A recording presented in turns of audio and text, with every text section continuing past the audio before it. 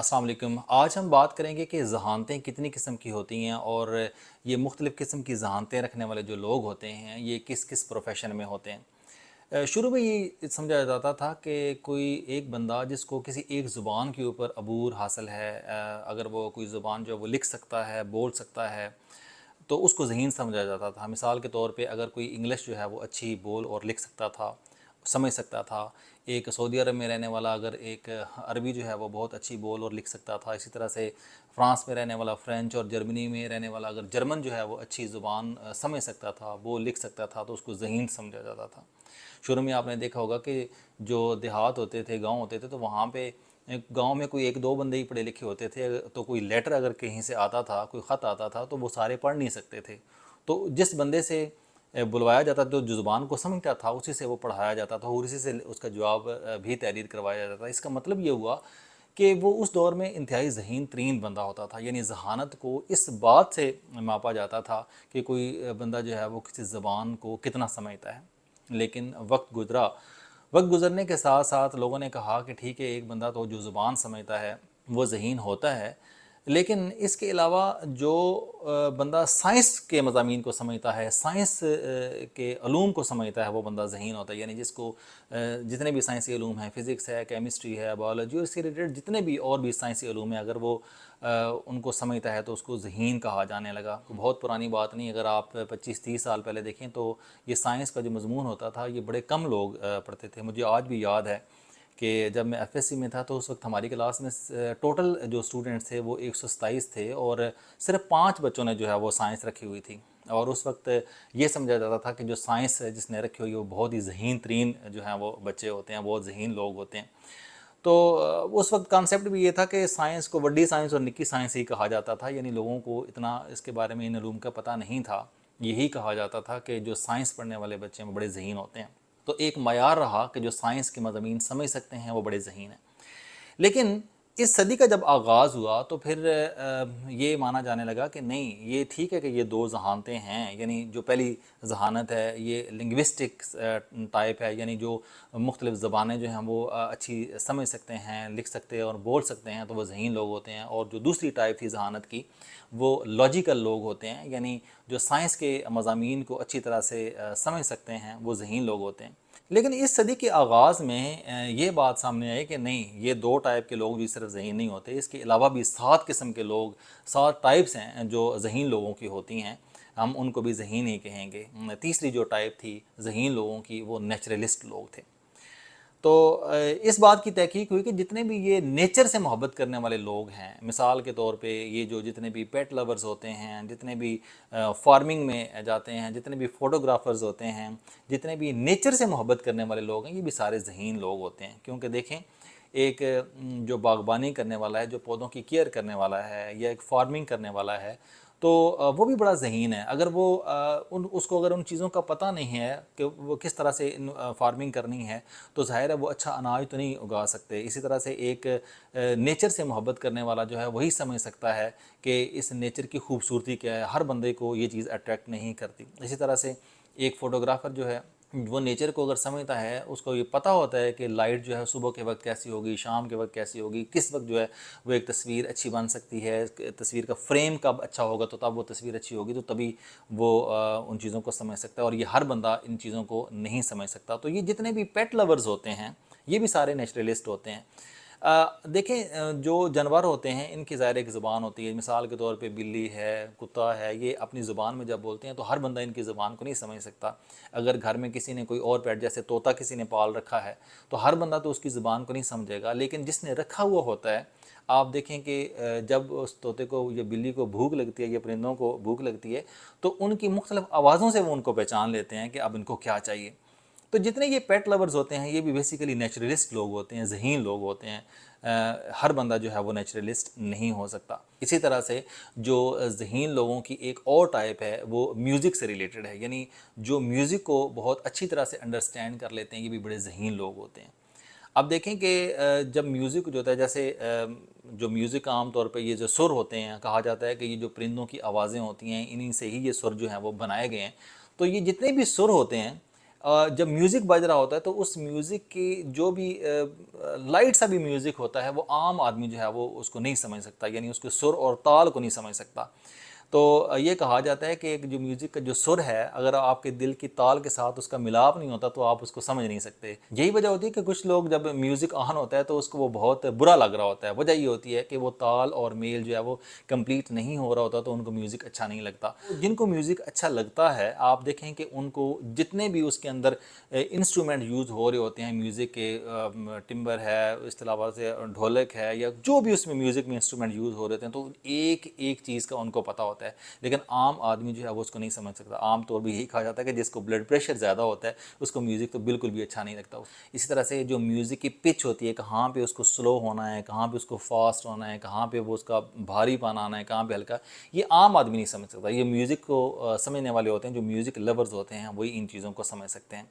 इसी तरह ज़हीन लोगों की एक और टाइप होती है जिसको एक्सिस्टेंशियल कहा जाता है। एक्सिस्टेंशियल वो लोग होते हैं, यानी इस कैटेगरी में वो लोग आते हैं ज़हानत में, जो ज़िंदगी के मीनिंग्स के बारे में जो है वो पढ़ते रहते हैं। वो ये सोचते हैं कि इंसान की डेथ होगी तो वो किस तरह से होगी, और फिर डेथ होने के बाद कैसे क्या होगा, और दोबारा जब वो ज़िंदा होंगे तो फिर क्या होगा। यानी इन चीज़ों के ऊपर जो है वो रिसर्च करते रहते हैं। अब देखिए, हर बंदे को तो इस चीज़ के अंदर इंटरेस्ट नहीं है, लेकिन ये जितने भी एक्सिस्टेंशियल लोग होते हैं वो सारे के सारे मीनिंग ऑफ लाइफ के बारे में बात करते हैं। देखें, दुनिया के जितने भी तरक्की याफ्ता ममालिक हैं वहाँ पे तो मुख्तलिफ़ किस्म के सेंटर्स बने हुए हैं, मुख्तलिफ़ किस्म के इंस्टीट्यूशन हैं। जैसे अमेरिका में बहुत सारे ऐसे इदारे हैं जिनमें हज़ारों के हिसाब से लोग जो हैं वहाँ पे वो काम कर रहे हैं। वो ज़िंदगी के मीनिंग्स के बारे में जान रहे हैं, और ये जान रहे हैं कि डेथ के बाद जो है वो क्या होगा। इस तरह की चीज़ों के ऊपर बहुत सारे रिसर्च पेपर जो हैं वो कर रहे हैं। अब हर बंदे को देखें इसके ऊपर इंटरेस्ट नहीं होगा। कुछ लोग जो होते हैं वो पूरी पूरी ज़िंदगी जो है वो लैब में गुजार देते हैं और इन रिसर्च के ऊपर गुजार देते हैं, लेकिन हम जैसे लोग तो ज़ाहिर इसके ऊपर टाइम वेस्ट नहीं करेंगे। अच्छा, हम में से कुछ लोग जो होते हैं वो इंटरपर्सनल्स होते हैं। मिसाल के तौर पे ये टीचर्स होते हैं, जितने प्रीचर्स होते हैं, ये सारे इंटरपर्सनल्स होते हैं। सोशल वर्कर जो है वो इंटरपर्सन होते हैं। इंटरपर्सन से ये मुराद है कि दो लोगों के दरमियान में कांटेक्ट होना। मिसाल के तौर पे एक सोशल वर्कर जो होता है वो भी ज़ाहिर उसको लोगों के साथ कांटेक्ट होता है। इसी तरह से टीचर जो है वो अगर क्लास में पढ़ा रहा है तो मुख्तलिफ स्टूडेंट्स के साथ उसकी इंटरेक्शन है। एक मुबल्लिग जो है जो स्पीच कर रहा है तो ज़ाहिर है बहुत सारे लोगों के साथ उसका इंटरेक्शन हो रहा होता है। ये तो पीपल टू पीपल जो कांटेक्ट है ये इंटरपर्सनल में आता है। ये भी बहुत ज़हीन लोग होते हैं। अगर ये ज़हीन ना हो तो ये अपनी बात को दूसरों तक कन्वे नहीं कर पाते, समझा नहीं पाते। जो आप देखें कि एक टीचर हमारी लाइफ में बहुत सारे टीचर्स होते हैं, लेकिन हमें वो टीचर अच्छा लगता है जिसकी बात हम मुकम्मल तौर पे समझते हैं, या जिससे हमें जो पढ़ा हुआ वो कभी भूलता नहीं है। इसलिए कि उस टीचर को पता होता है कि मैंने किस तरह से पढ़ाना है, किस मेथोडोलॉजी से मैं अपनी बात करूँगा तो वो जो है वो अच्छी तरीके से स्टूडेंट समझ पाएंगे। इसी तरह से जितने भी ये मुबल्लिगीन होते हैं, इनके सामने जितने भी ऑडियंस होते हैं, इन लोगों को पता होता है कि हम किस तरह से बात करेंगे तो उन तक बात जो है वो कन्वे हो जाएगी। तो ये इंटरपर्सनल लोग होते हैं, ये वो लोग होते हैं जिनको पीपल टू पीपल जिनका कांटेक्ट होता है, और वो बड़े पुरअसर उनकी बात होती है, उनमें बात में असर होता है और वो अपनी बात को कन्वे कर सकते हैं। इसी तरह से जहानत की एक और टाइप जो है वो है बॉडीली। बॉडीली में देखें कि वो लोग जो जिस्म के बारे में अच्छी तरह से जानते हैं उनको हम इस कैटेगरी में रखते हैं। मिसाल के तौर पे जितने भी एथलीट्स होते हैं, जितने भी ये डांसर्स होते हैं, जितने भी ये सारे के सारे लोग जो हैं वो बड़ी एक्सपर्ट होते हैं अपने जिस्म के बारे में। क्योंकि एक स्विमर है को तो उसको पता होता है कि मैंने अपने बॉडी के मसल्स को किस तरह से ग्रो करना है। वो इतना अपने आप को मसल्स को ग्रो करता है कि वो पानी के जब अंदर होता है तो अपने हर मसल को मछली बना लेता है, ठीक है। वो इतनी तेज़ी से जो है वो स्विमिंग कर सकता है। इसी तरह से एक क्रिकेटर है, एक भागने वाला है, तो भागने वाला को पता होता है कि मैं अपने मसल्स को किस मसल को ज़्यादा पुश करूँगा तो मैं तेज़ी से वो आगे की तरफ निकल सकूँगा। इस तरह से जो डांसर्स होते हैं उनको भी पता होता है कि कौन सा स्टेप जो है वो किस तरह से करना है, क्योंकि वो अपनी बॉडी को जो है वो अच्छी तरह से समझ सकते हैं।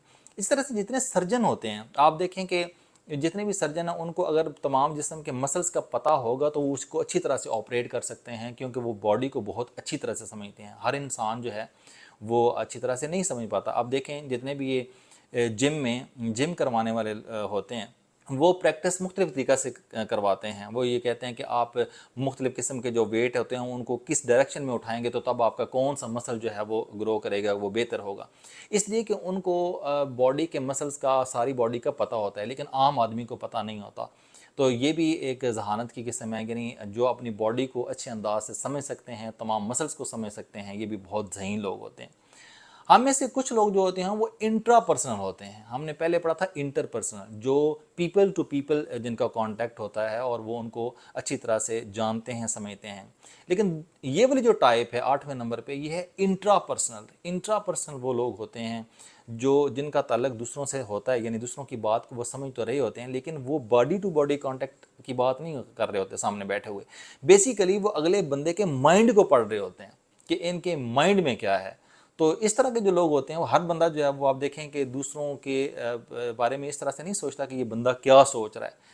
अच्छा, जितने भी ये आपने देखा होगा स्पिरिचुअल जो लोग होते हैं, रूहानियत से रिलेटेड लोग होते हैं, इनको दूसरों के बारे में पता चल जाता है कि इसको क्या प्रॉब्लम है, क्या नहीं है। तो अक्सर आपने देखा होगा कि बहुत सारे लोग जो होते हैं, जो रूहानियत वाले, दूसरों के प्रॉब्लम्स को इंडिकेट कर लेते हैं और उनको बताते हैं कि आपको ये वाला मसला है और आप ये वाला काम करें तो आप ठीक हो सकते हैं। तो क्या होता है, ये बेसिकली एक बंदे का इनर जो है, यानी एक बंदे का जो सोल है, रूह है, उससे उसको जाके वो समझने की कोशिश करते हैं, उसको जानने की कोशिश करते हैं, उसके प्रॉब्लम को सॉल्व करते हैं। ये जितने साइकोलॉजिस्ट होते हैं ये भी ऐसे ही होते हैं। इस बेसिकली रूहानियत से जो रिलेटेड लोग होते हैं, बेसिकली वो भी तो साइकोलॉजिस्ट वाली ही बात कर रहे होते हैं, क्योंकि उनको दूसरों को माइंड को जो है वो समझ रहे होते हैं। तो जितने भी ये इंट्रापर्सनल लोग हैं, ये बेसिकली दूसरों से जब इनका राब्ता होता है तो ये उनके माइंड्स को पढ़ते हैं, उनकी रूह के बारे में जानने की कोशिश करते हैं, उनके ख़यालात को जानने की कोशिश करते हैं और उसके बारे में उनको बताते हैं। इसी तरह ज़हीन लोगों की एक और टाइप जो है वो स्पिरिचुअल डायमेंशन है। अल्लाह ताला ने इंसान को अशरफुल मखलूक़ात बनाया है, यानी तमाम मखलूक़ात से अफजल बनाया है। देखिए, तमाम जितने भी मखलूक़ात हैं, उन सब में से अफजल इसलिए भी अल्लाह ताला ने बनाया कि अल्लाह ताला ने इंसान के जैसे ये माथे में यहाँ पे एक कोई इस तरह की कोई चिप लगा दी, जिसने बाकी तमाम जितने भी मखलूक़ात हैं उनसे इसे अफजल बना दिए। इसके सोचने के अंदाज़ को अफजल कर दिया, इसके हर चीज़ को रख, यानी ये आम तरह से बिहेव नहीं करता, आम तरह से सोचता नहीं है। मिसाल के तौर पे हमारे पास ये एक छोटी सी कॉपी है, अगर इसको हम इस साइड से सिर्फ एक डायरेक्शन से देखते हैं, ये सामने नज़र आ रहा है, तो ये इसकी एक डायमेंशन है। इस तरह से इसकी ये एक डायमेंशन है, एक ये है, एक इस साइड से है, कि इस साइड से, एक नीचे है। ये मुख्तलिफ इसकी डायमेंशंस हैं। हर बंदा जो है वो किसी भी चीज़ को इस एंगल से नहीं देखता कि ये उस साइड से किस तरह से दिखाई दे रही होगी, यहाँ से कैसे दिखाई दे रही होगी, ये कैसे होगी।